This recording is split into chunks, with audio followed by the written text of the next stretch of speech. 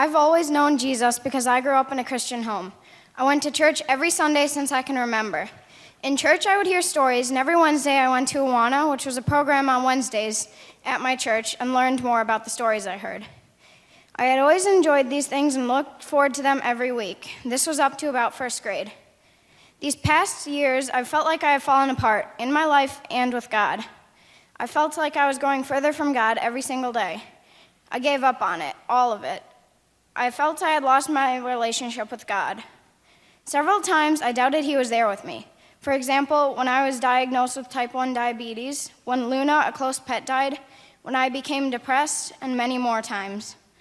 It wasn't until second grade that I started really taking an interest in and understanding God.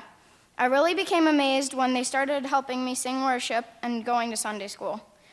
Once I had lost interest and started doubting God, it wasn't until about early 7th grade that I became interested in Him again.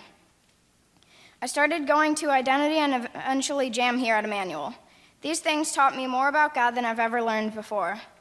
Just recently, I decided that I wanted to get serious with my faith. That's when I said the prayer. My mother and I talked to a family friend who worked at a church, and she helped us with what we would be doing. Later that night, my mother helped me say the prayer. I feel I've come a very long way to strengthen my relationship with God, and He has helped me every single step of the way and more. I want my life to show God. I want people to see God through my life and my actions. I want to keep walking with Him for the rest of my life. I want to be led by God. I feel He is with me now more than ever.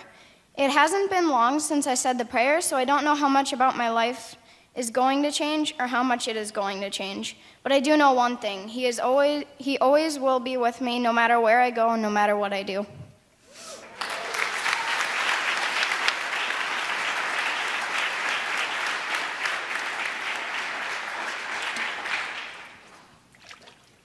Big step right there, yeah.